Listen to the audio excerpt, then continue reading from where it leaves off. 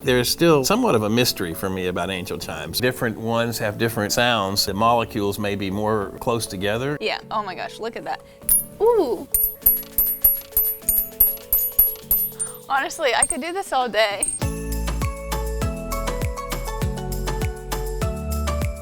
Okay, so I am super excited that you are here. Bill, do you want to introduce yourself? I'm Bill. I've been to JTV for a very long time, almost 27 years now. He always has interesting surprises and interesting things to talk to us about. So we'll read the clue and maybe I can guess from there. I like it. Created on Earth, but fell from the sky. Okay, so I think I know what that is. Are we here to talk about Moldavite? We are here to talk about Moldavite. If you've been on social media these days, Moldavite is booming. People love Moldavite. But here's the thing, you're kind of like the OG Moldavite lover. Like, Bill has loved Moldavite for a very long time. He knows a lot about it, he collects it. Okay, let's see what's in the box. Okay, let's see. Ooh. Okay, so can you give us a definition of Moldavite? A Tektite is a natural glass formed from a meteorite striking the Earth. Moldavite was formed 15 million years ago when a meteorite struck the Earth with huge impact, greater than all the atom bombs, and it hit in Germany and formed a large crater there. The heat was so hot, it melted the Earth in front of it, and it was flung up into the atmosphere.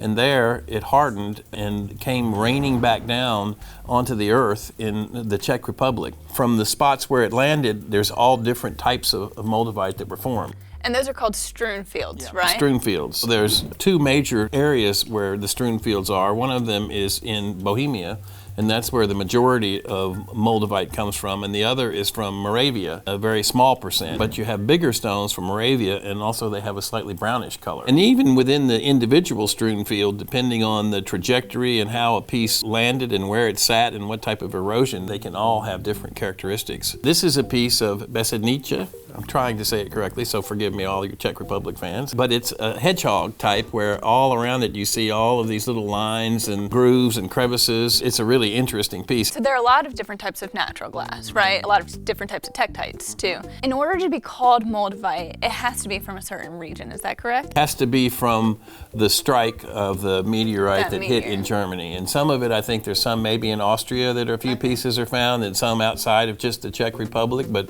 not far. And I think it's the only green tektite that has been found. Do you have some from different strewn fields? I do have some from different strewn fields. I think we have a piece from Lochenice. Okay, and this is a piece like it's interesting to me. One. Oh, it's very transparent in the middle. It almost looked like angel wings to me, yeah. So it was kind of a cool piece. So do you collect by location? I do collect some by location, certainly Bohemia, and from the Moravia perspective I have. It's actually very difficult to get Moldavite now. A lot of people were digging and mining, and now there's government is cracked down on all those individuals, and I think there's only one or two people that actually have a real license to mine. And we are directly involved with one of those. They had no Moldavite available to us yet this year, and I keep pushing, but I'm sure just like everything else, COVID has taken its toll. It's going to be interesting to see how the supply holds up. Well, that leads me to another question. So you and I are part of a society. Yes, we are. The Moldavite Society Yes, on Facebook. And one of the most common questions that I see at least is, how do I know that what I'm buying is real? So one of the interesting things about glass is natural glass has gas bubbles, which no other natural gemstone is going to have that because of the rapidity with which it was formed. It just trapped the gas bubbles. They're usually filled with gas bubbles. They have something called the Schottlerite lines, in which it's just like this grainy, like hazy texture. Like early windows, you know, sometimes when you see early windows years ago. In the fakes, you can often see by the color too. I think Moldavite has a sort of characteristic green, and too much clarity is definitely an indicator of non-Moldavite. But on Moldavite Society, there's a lot of people you can ask. You actually founded the Moldavite Society. What prompted you to do that? Because I love Moldavite.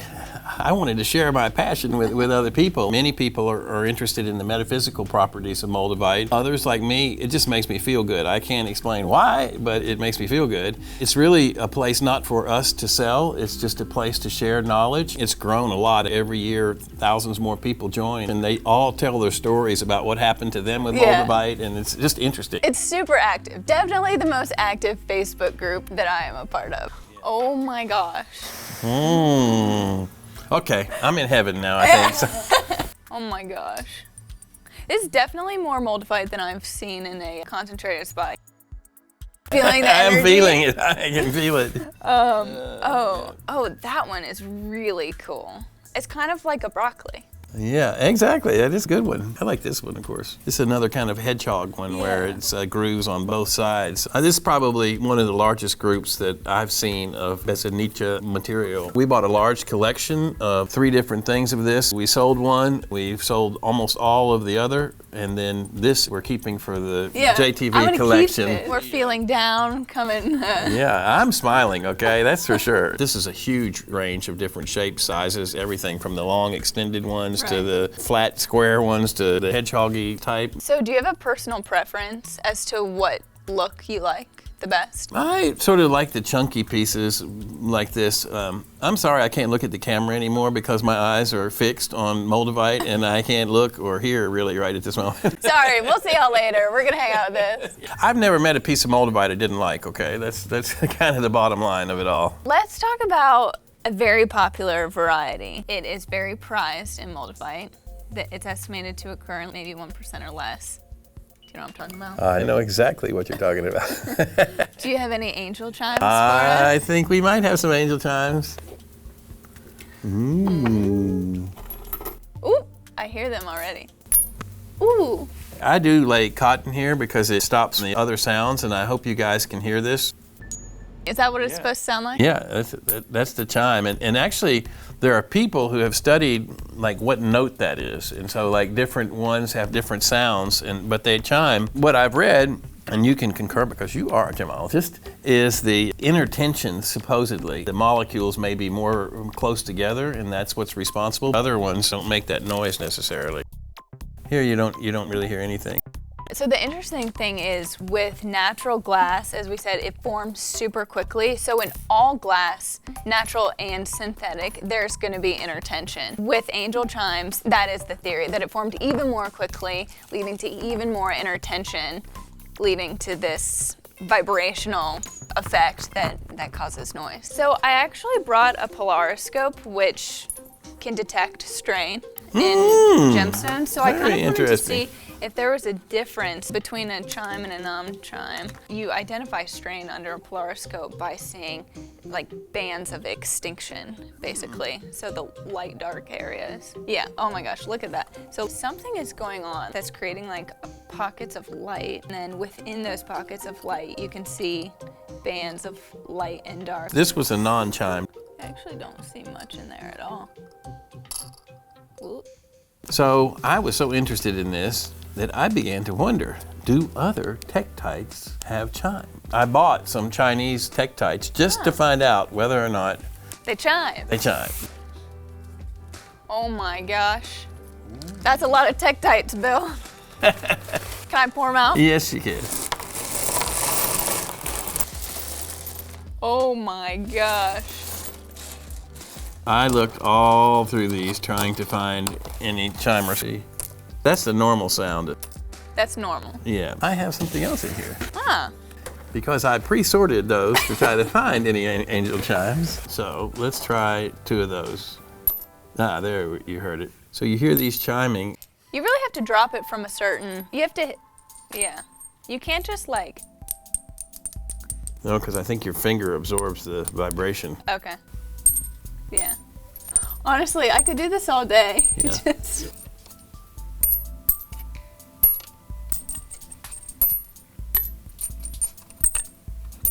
I like to see these because of all the different shapes that form. Sometimes there's whole dumbbells, sometimes there's different shapes, and it's all depending on the spin and the way that they traveled through the atmosphere. It's kind of cool when you see the broken part, because it has that really vitreous luster. Here's another fun specimen I brought. I think it's a chalcedony, either a stalactite or a stalagmite. I'm not sure which, but it's just funny the shape that it is. The connection of this to Moldavite is in my office, I have a Moldavite sphere.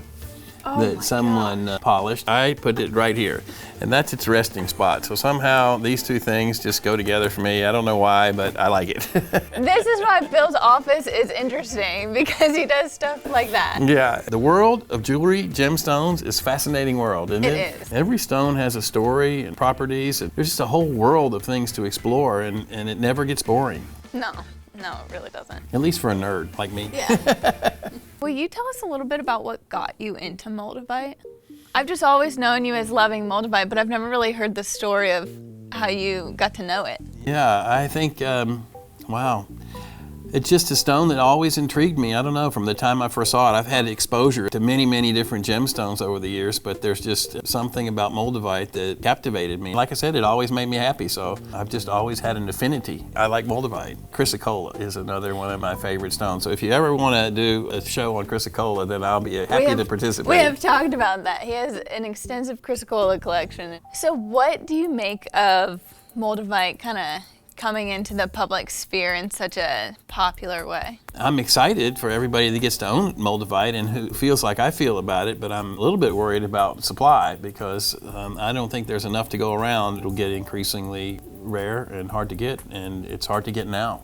But I'm glad I got some. Yeah. Okay, so you know a lot more about Moldavite than I do. So I want you to pick one from the whole table that the viewers can take a closer look at. I've got one, and it's a Christmas tree. I love that. So maybe I'll decorate this at Christmas and put a few little wire wrapping. Yeah, a little wire wrapping or something, and it's kind of amazing.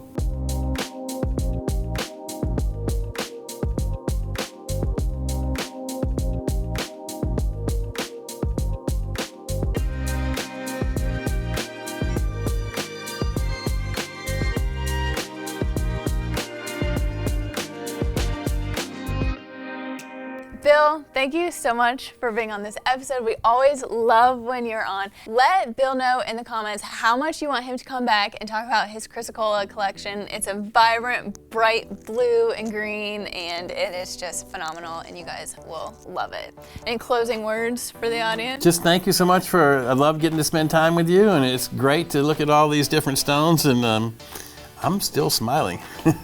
Moldavite will do that to you. All right, don't forget to like, subscribe, and ring that bell so you don't miss out on our future videos. Thanks for watching.